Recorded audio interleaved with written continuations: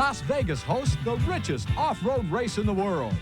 And MotoWorld talks to Suzuki road racer Kevin Schwantz. MotoWorld is next.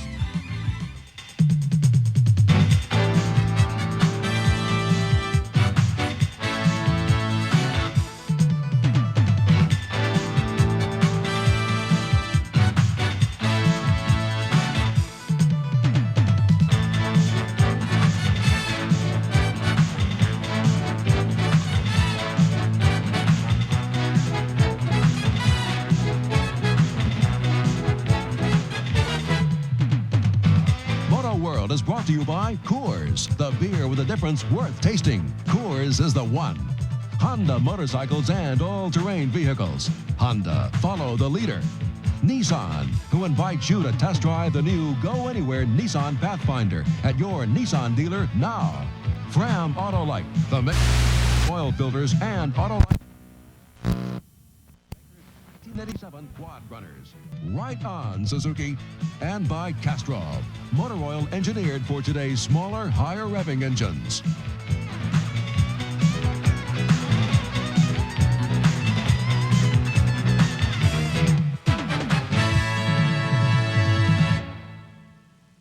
Hello, I'm Larry Myers, and welcome to MotoWorld, the only program dedicated to the exciting world of motorcycling, brought to you each week right here on the Nashville Network. MotoWorld's managing editor, Dennis Torres, and Mark McKay will be here later for road racing and ATV action. But first, let's go indoors for ice racing. Motorcycles on ice, indoors, you bet. It's a bit like roller derby and bump and run. Riding time can mean on the bike or sliding along beside it. The Indoor Pro Ice Race Series, now in its 12th season, gains in popularity every year. Garth carries the #1 plate. The 28-year-old Flint, Michigan rider has held the crown for 6 straight seasons. His chances for a 7th? I'd say pretty good, you know. I don't know, I just race one race at a time, and we'll go as fast as we can. Going fast on ice is easier said than done. The key is over 1,400 special screws embedded in the tires that provide traction. The series is held on indoor hockey rinks. In fact, the racing on the short, tight ovals is often described in hockey terms. Body checking, for example, is a favorite ice racing technique.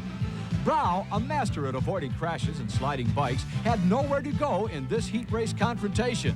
The defending champion scored no points in that ride. Top scoring honors went to number 19, Mike Rhodes, with 4 wins in the round-robin format. Winning heat races is one thing. Winning the evening's main event is another. In that race, Brow, with moves slicker than the ice they race on, took command before the first lap was over. Behind Brow, the bumping and banging for positions went right to the finish. But the champion out front stayed out of trouble and slid smoothly to the win. The first step in the 5-race series toward a 7th crown. The Nissan Great American Motorcycle and ATV Show has become a must for motorcycle enthusiasts battling the winter blues commonly known as cabin fever. Ari Landrum reports on the show's tour stop in Pomona, California. If you're an enthusiast thinking about buying a new bike in the spring, or you're curious about the latest offerings from the world's top motorcycle companies, the Great American Motorcycle Show is a must. Where else can you evaluate and compare just about every brand and type of motorcycle and ATV under the same roof? Most of the bikes on display haven't even made it to your local dealer's showroom floor. The Great American Show serves as a special sneak preview of the 1987 model lineup. Although most of the motorcycles and ATVs in the show are not available yet, some have already debuted in competition, like Yamaha's new 4-wheeler for the serious rider, the Banshee. This 4-wheel racer continues Yamaha's long-standing tradition of high-performance, twin-cylinder, 2-stroke power plants. In fact, it's the first 4-wheeler to hit the market with an open-class, 2-stroke, twin-cylinder engine. How potent is Yamaha's new creation? It was potent enough to win the infamous Baja 1000 off-road race on its maiden voyage. And speaking of voyages, this man, 44-year-old George Egloff, is undertaking a voyage of sorts, crossing the U.S. on a motorcycle for charity. The New Jersey resident will trek 18,000 miles in a Ride for Sight to benefit research for the blinding disease, retinitis pigmentosa. If you'd like to attend the Great American Motorcycle and ATV Show, here are the remaining dates and locations for the 87 tour. If you haven't attended the show in the past, it's a great way to spend a winter afternoon or night. Reporting for MotoWorld, this is Ari Landrum. Still to come on MotoWorld, the ATV National Championship opens in California. Motocross riders prepare for this month's Supercross Series curtain raiser in Anaheim. And coming up next, Suzuki road racer Kevin Schwantz talks to MotoWorld. I told her Suzuki invented quad runners for everybody. She said, who cares? Hey, look, you want her to come out here? You just tell her that riding a Suzuki quad runner is like skiing, only uphill. It's like windsurfing without the wind. It's more fun than a roller coaster. It's like flying without leaving the ground. I'd tell her it'd be more fun if she stayed home. Ride on, Suzuki. Nissan announces the best deal ever on this 87 hard-body truck. A $630 Value Plus package with top custom bumpers. Sliding rear window. Dual outside mirrors. And a lot more at no extra charge. Then add in our 3.9% factory-sponsored financing. Depending on the model you choose and length of contract, you could save over $1,400. That's a ton of money. And a lot of truck. So hurry down to your Nissan dealer now and drive home our best deal ever.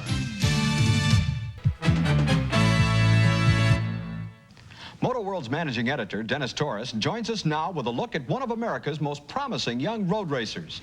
Dennis? Larry, most observers feel Suzuki's Kevin Schwantz could be America's next world champion. I spent some time with Schwantz at a recent Daytona test session, and we talked about last season and what lies ahead.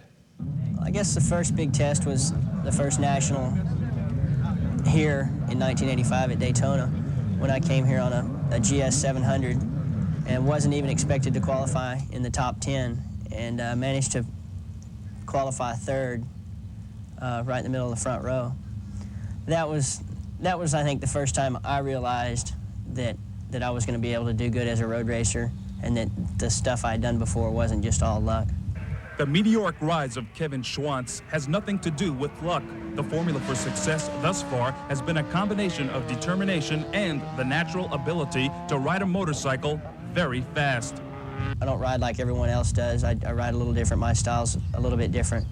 So it takes getting the bike set up a little bit different than most people would ride it.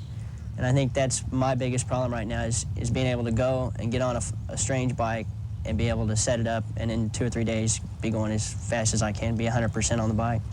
Riding 100% is the only way Schwantz knows how to ride, yet his strategy, once out on the track, is rather basic. Wherever somebody gets on their brakes, I try and go in just as far, if not further than they do, and try and get on the gas earlier, or if not earlier, at the same time as they do, just to either try and stay with them or get in front of them. Schwantz had a disappointing year in 1986. A broken collarbone compromised his season. 1987, however, looks promising with a healthy Schwantz and the potent Suzuki Superbike. The people at Suzuki are really behind me. The people at Yoshimura are really pumped up this year. We're going to go out this year and just really try hard to win a Superbike championship. And I think learning the things that we learned last year about the new bike, and myself learning what I learned racing in Europe and in America last year, I think we stand a really good chance of bringing home the #1 plate for Suzuki. Besides the Superbike National Series, Schwantz plans on racing as many European Grand Prix races as his U.S. racing schedule will allow. Larry, 1987 will be a crucial year in the career of one Kevin Schwantz. Thank you, Dennis. This week's Fram Autolite Flashback involves that same Suzuki Superbike team back when their riders were Wes Cooley and New Zealander Graham Crosby. Here's Dave Bowman with another memorable moment in motorcycle racing, brought to you by Fram Autolite. The 1981 Daytona Superbike race had a distinct international flavor with strong factory participation and riders from all over the globe. The leading international entry was 1980 Daytona Superbike winner and Grand Prix star Graham Crosby. The American entry boasted Superbike pioneer and two-time Superbike champion Wes Cooley. To make matters more interesting, the two Suzuki riders were teammates, riding for the legendary Japanese engine builder Pops Yoshimura. 3 straight Daytona wins had made Suzuki the dominant force in Superbike racing. The question at the 1981 Daytona meeting was, could they make it 4 wins in a row? Early in the race, California Cooley, number 34, and number 316, Crosby in New Zealand, left little doubt that a Yoshimura Suzuki would win. In the late stages, the question became which rider would claim the victory. The last lap told the story. Cooley made the right moves, holding off Crosby in the final dash to the checkered flag. After 100 miles of high-speed dueling, the margin of victory a scant 3 bike lengths. Cooley's first Daytona Superbike victory gave Suzuki and Yoshimura a record 4 straight wins in Daytona's 100-mile Superbike Classic, a record that still stands. For MotoWorld, this is Dave Bowman reporting. And now, Nissan presents the Nissan Scoreboard, a statistical look at the world of motorcycle racing. In road racing, the manufacturer's battle for Superbike supremacy during Daytona Cycle Week has Honda and Suzuki tied at the top with 4 victories each. The indoor Pro Ice race crown has rested on the head of Honda rider Garth Brow for 6 years. Since 1981, Brow has been challenged but never beaten. In professional ATV racing, Honda riders are batting 1,000%. Marty Hart, with a championship crown in every year since the series' inception, leads the title tally. When MotoWorld returns, we'll turn our attention to ATV action. Mark McKay will join us for a look at the latest ATV racing highlights. And we'll take you to an ATV riding school with a champion headmaster. We'll be right back on the Nashville Network. Riding all-terrain vehicles, or ATVs, has become one of the most popular forms of recreation in this country. Let's go behind the scenes with Coors to a school where a professional ATV racer teaches the do's and don'ts of ATV riding. Steve Saunders reports. Since the public's introduction to all-terrain vehicles, or ATVs, in the late 70s, the growth of this outdoor activity has been phenomenal. And as in other modes of motorized transportation, once it becomes accessible, people modify and race them. ATV racing can take place just about anywhere, from the challenging desert terrain of the Southwest to the multi-purpose stadiums of our major cities. How does one become an ATV racer? Well, you could hone your skills at the grassroots level year after year, or you could roll in, you guessed it, ATV riding school. 5 years ago, pro ATV racer Steve Wright envisioned such a school which would help ATV enthusiasts improve their riding skill. Today, that dream is a reality. Our school is set up for any kind of ATV enthusiast, from a recreational rider that wants to learn how to ride safer, or a pretty serious racer that wants to fine-tune some of his racing skills. The way Stevie teaches it really safe, and that goes a long ways. And when you teach it safe and fast, that goes a long ways. To make sure the instruction really hits home to Wright's younger pupils, the riders' parents are invited to sit in during the classroom sessions. They usually come away with a good bit of newfound knowledge. We've been racing 4 years. I've never been to one of the schools, and I was surprised at what I learned myself of the riding gear. How we have the riding gear, we haven't been using it properly. Well, my #1 priority is that every student here today leaves as a safer rider. For MotoWorld, I'm Steve Saunders. Mark McKay joins us now with highlights of some of those Steve Wright ATV school graduates in action. And Mark, it looks like the professional ATV racing season has arrived. Well, Larry, you better believe it. Pro ATV racers had plenty of opportunities to strut their stuff recently as the racing season got underway with races in California and the Midwest. The most significant of these events was round 1 of the AATVA Grand National Series. While the start of a new ATV racing season usually means different equipment, colors, and numbers, it doesn't change any of the old rivalries. The 250cc final in the AATVA Grand National Series opener boiled down to a race between longtime adversaries Gary Denton, #3 on a Suzuki, and former 3-wheel national champion Marty Hart on the #17 Honda.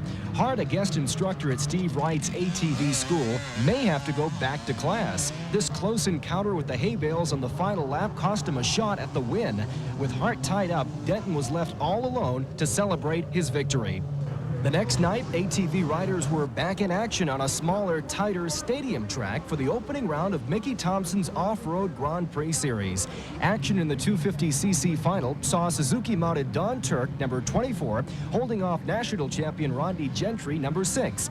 Gentry, known for his high-flying style of riding, didn't have his wings working on this maneuver. His nose-down bump-and-roll landing put him out for the night. With everyone else fighting among themselves for a position, Turk was free to coast home to victory.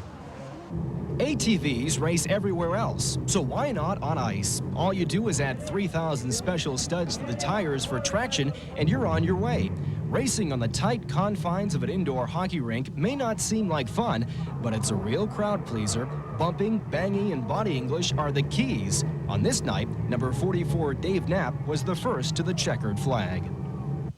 Michigan's Dave Knapp is a busy man in the Pro Ice Race Series. Larry, he not only races ATVs, he races bikes as well. Thank you, Mark. From ATVs on ice, we go to the richest motorcycle off-road event in the world, Whiskey Pete's Hare and Hound. With a billing like that, it's no wonder the host city is Las Vegas. There was plenty of glitter and bright lights to greet entrants in the Nissan World Championship Hare and Hound, but what really brought the riders to Whiskey Pete's castle in the desert was the lure of money. $35,000 in cold, hard cash for the purse. $3,850 would go to the overall winner. That type of payout assured a strong rider turnout, which included riders from 28 states, plus Canada and Europe. The strategy is simple in Hare and Hound racing. Get out front and let everybody else chase you. That doesn't mean you have to lead from the start. Sometimes it's better to let someone else pick the right line, if there is one. The riders ran flat out across the desert for most of the first loop in the 150-mile race. Then came the climb up into the mountains where snow kept things interesting. By the time leader Garth Sweetland, number 328, reached this long downhill section, he had outdistanced his competition. Once back in the desert, second-place rider Jeff Dartland, number 322, turned up the afterburners, trying in vain to catch leader Sweetland. Kevin Steele, number 327, slicing his way through this rocky section, charged to an eventual third overall. Meanwhile, Sweetland was riding so hard he arrived at the finish before anyone expected him. Promoter Casey Folks quickly grabbed the overall winner to congratulate him. While he was all smiles at the finish, Team Husqvarna rider Sweetland almost didn't have a bike to race. This bike was in Ohio Thursday night, in a crate. I had them ship it. I picked it up Friday morning here in Las Vegas at the airport and put it together. Garth Sweetland's winning performance proved he's not only a good rider, but a darn good mechanic as well. For his Whiskey Pete win, Garth Sweetland is our Castrol Rider of the Week. Garth will receive a custom-embroidered racing jacket from Castrol, as well as a commemorative plaque for being named Castrol Rider of the Week. If you would like to nominate a Castrol Rider of the Week, write us here at MotoWorld. Watch for the address at the end of the show.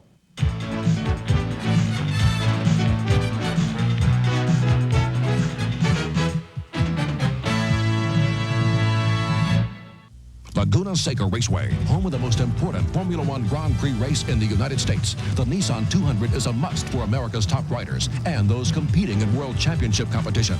At the 86 Nissan 200, America's most famous motorcycle racer, three-time world champion Kenny Roberts, now a team manager, brought his Yamaha Grand Prix team to the battle. Number 8 Randy Mamola, a three-time Laguna Seca winner, was joined on the Yamaha team by number 1 Mike Baldwin. Mamola and Baldwin were the class of the field. The two Yamaha-mounted riders traded the lead back and forth, while the rest of the field could only hope to catch a glimpse of their rear wheels. Over 80,000 California fans watched the two world-class riders fight it out on the most advanced racing machinery in the world. At Laguna Seca, the question wasn't if a Yamaha would win, but which one. In the end, Connecticut's Mike Baldwin came out on top, with his Yamaha teammate Mamola second. Yamaha's winning tradition was never more evident than at the 1986 Nissan 200 at Laguna Seca. Sports, specials, and music highlight January on the Nashville Network. Sports Sunday. Veteran fishing guide and author Billy Westmoreland offers practical advice and how-to tips for aspiring fishermen on Billy Westmoreland's Fishing Diary. Then cast off with the pros and travel the tournament trail as top anglers compete for big prize money. On the eve of the national motocross season, tragedy has struck one of the sport's biggest names, David Bailey, the gifted national champion from Virginia. Cycle News in the Win column reports Bailey suffered a severe back injury in a California practice crash, which could result in paralysis. It will be several weeks before the full extent of his injuries will be known. I know David would appreciate your get well cards and letters. You can send them to David Bailey, care of Santa Clara Valley Medical Center, 751 South Bascom Avenue, San Jose, California, 95128. With the 87 motocross season just around the corner, riders are tuning up with off-season racing, and at least one factory will field much improved equipment. Members of the motorcycle press were recently invited to Paris Raceway for the unveiling of a much-improved RM 250 Suzuki motocrosser. Team Suzuki riders, including multi-time national champion Bob Hanna, were on hand to answer questions and explain the improvements. Improvements that include new brakes front and rear and additional horsepower from Suzuki's power valve engine. Then members of the press donned motocross gear to see for themselves if the Suzukis were indeed improved. On the track, the machines lived up to every expectation. Well, first thing that impressed me was the low-end horsepower. I think their new exhaust valve made a big difference. It really pulls hard out of corners, and the mid-range is pretty good too. U.S. Suzuki has done their homework. The rest is up to the riders. Speaking of riders, what are they doing to prepare for the upcoming season? Suzuki's Bob Hanna, aboard the new 250 RM, along with other fellow pros, have elected to get in shape at the Florida Winter Series. At the series opener, Yamaha's Keith Bowen won the first 250cc moto, with teammate Jeff Stanton finishing second and Hanna third. Yeah, I think I lost my arms at about 15-minute mark, and just hung on with my legs and steered with my waist. My arms felt like a couple of baseball bats. In the second moto, Hanna, with his baseball bats, hit a home run and took the win. Meanwhile, in California, the Golden State Series kicked off in a downpour. Both the Florida and California series are considered by the factories as a final opportunity to dial in new equipment and the riders' bodies. Once on the track, though, the riders' instincts take over and each race is run as if it were a national. At Adelanto, number 78, Kawasaki's Ron Lachine from El Cajon, California, won both of the Muddy Motos. If action in the Florida and California warm-up series is any kind of indicator, the upcoming nationals could be the most exciting ever. We hope you enjoyed this edition of MotoWorld and that you'll be with us each week on TNN's Sports Sunday lineup. The 1987 Pro Motocross season kicks off later this month with a Stadium Supercross in Anaheim. We'll have that exciting action in weeks to come, plus updates on dirt tracking and road racing. Don't forget, MotoWorld airs 4 times each Sunday, 11 a.m., 5 p.m., 9 p.m., and 2 a.m. Eastern Time right here on the Nashville Network. If you would like to pass on any comments or suggestions or nominate a Castrol Rider of the Week, drop us a line at MotoWorld, P.O. Box 490099, Atlanta, Georgia 30349. That's MotoWorld, P.O. Box 490099, Atlanta, Georgia 30349. Until next time, keep your wheels on the ground and your feet on the pegs. For MotoWorld, I'm Larry Myers.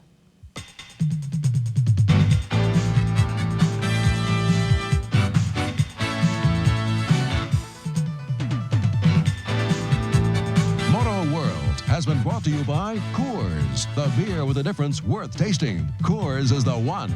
Honda motorcycles and all-terrain vehicles. Honda, follow the leader. Nissan, who invites you to test drive the new Go Anywhere Nissan Pathfinder at your Nissan dealer now. Fram Autolite, the makers of Fram oil filters and Autolite spark plugs. Suzuki, makers of the 1987 Quad Runners. Right on, Suzuki. And by Castrol, motor oil engineered for today's smaller, higher revving engines. A promotional fee has been paid for the following. Hi, I'm Eddie Lawson. I read Cycle News.